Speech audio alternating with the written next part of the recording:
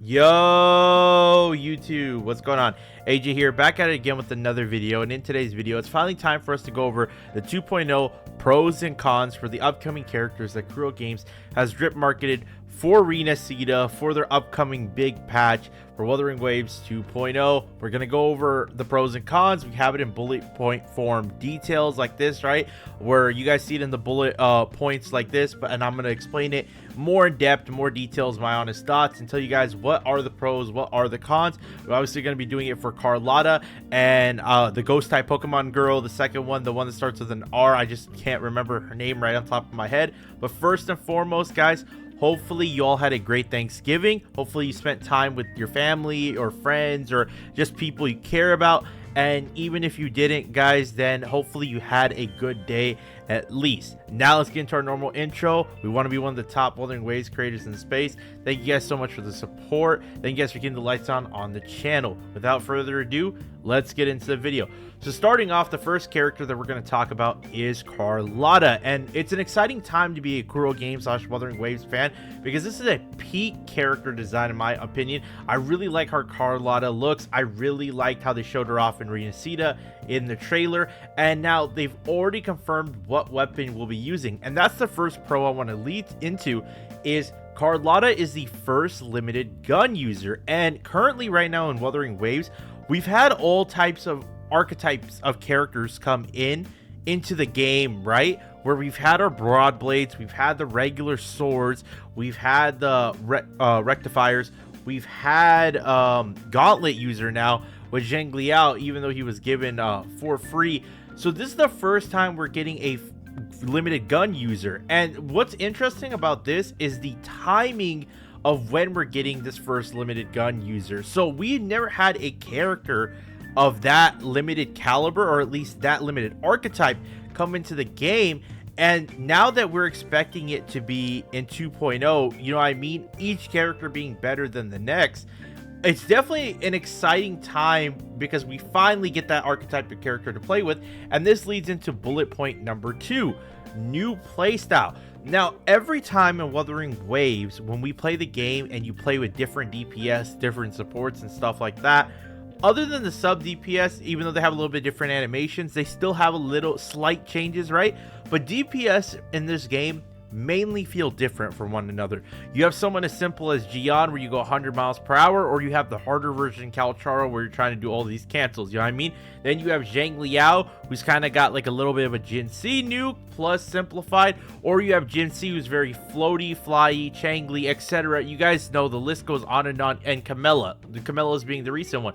These different playstyles vary depending on not only what the character's weapon they're using, but how Kuro wants them to obviously, you know, play and feel. And I think they've done a great job as a dev team from kind of making it feel like each character that you touch and pick up is different than the last one. So like I said, the fact that pro number 1 was that it is the first limited gun user, it's definitely going to bring something new, a new play style, and that's going to probably be something very enjoyable that people are not only visually excited to see, but learn the mechanics of and play. It could either be simple, or they can make it slightly complex and pull off some crazy moves.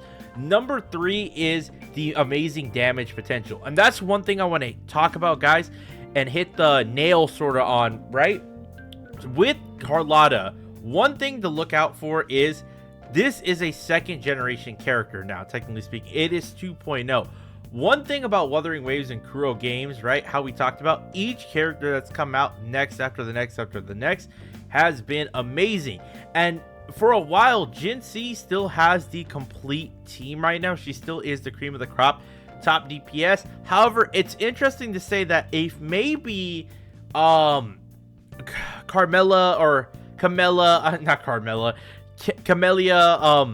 had a complete team, right?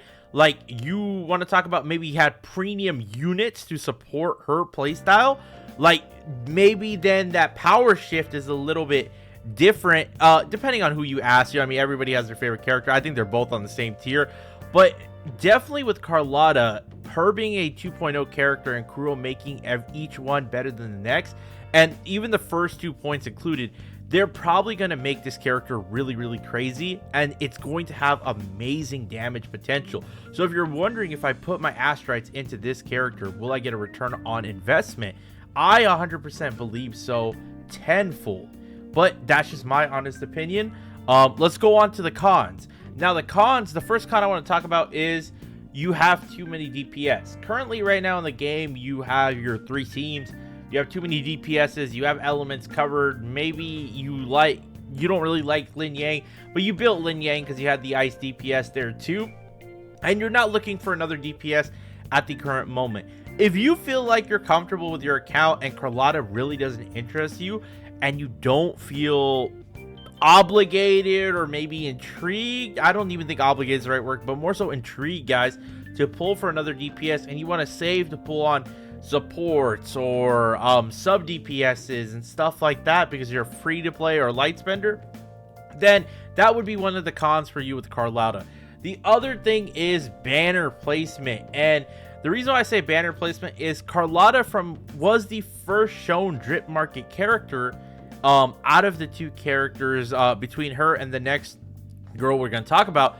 And Carlotta really is, it's in an interesting spot because she has all the hype going for her. Character design looks peak, weapon looks peak. We just talked about the 3 pros that probably intrigue most players, but the fact that she is the first banner, and there still are 4 other premium characters that Kuro has shown off during that big drip market session, it kind of makes it unfortunate for her if you want her, but you also want other characters. And we're going to talk about one of those other characters in the pros and cons for the next character really quick, and let's move on. But those are really all I have for Carlotta. I really do think the pros obviously outweigh the cons, but if those, one of those 2 are hitting for you, then it's understandable. Moving on to Rasia or Roko, or the ghost type Pokemon girl. And speaking of which, hers are pretty simple. There's not much to go off of. I can't wait till we get more information on the character as well. But Rasia, pretty much one of the most appealing things about the character in general is she has a ghost type Pokemon. Like, let's be real, guys. This thing right here, this thing with the smug, the eyes, everything like that, the ghost type Pokemon, to me, it's cool. Normally, I'm not really interested in the character design of this character or shorter characters or kid characters in general. But Rasia, to me, has this Pokemon with her that honestly, it's going to be something amazing to visually see how she interacts with it, the box, everything like that, what else she can pull off. The second thing is, it leads into my first point about the character, the most unique gameplay design. I really do think Rasia could have the most unique sort of kit gameplay feel to a game out of all the characters. Like the fact that you have a box and this is coming out, and if they implement this thing, and it looks like they are implementing this thing into game, guys, in the drip market heavy, because it's showing, this ghost type Pokemon off. If you're utilizing him in combat in some way consistently, this could be really, really fun. You know what I mean? Like, she could have one of the most unique and just fun play styles that anybody can enjoy, right? And it would put a smile on their face. And obviously, I didn't really need to put the third pro on here. Quickly go over is like just a 2.0 character, guys. I really don't think these characters are going to be weak or on the same level. I really do think Kuro's going to be pushing it, you know what I mean? And these characters will be ridiculously strong. Now, the only cons for Rasia is because she is looking to be the second character and the end of patch 2.0. Number one is, if you're skipping out on Carlotta or if you're going for both, you really don't want to lose your 50-50 for the character. Like, it would be bad to lose your 50-50 if you don't have astrites left over to guarantee the character. Meaning, like, if you said, hey, I'm going to go for Rasia, if I win the 50-50, cool. If I lose, then fine, I get one of the next characters guaranteed. You know what I mean? So, hopefully you guys can pull it early and don't lose the 50-50. The second con I'm going to put is Zanny. And yes, if you guys remember Mommy Dommy Zanny, most people's favorite character out of the drip market. We don't know when Zanny's going to come, guys. Kuro hasn't told us yet. Obviously, we have to get to 2.0 before we find out the 2.1 drip market.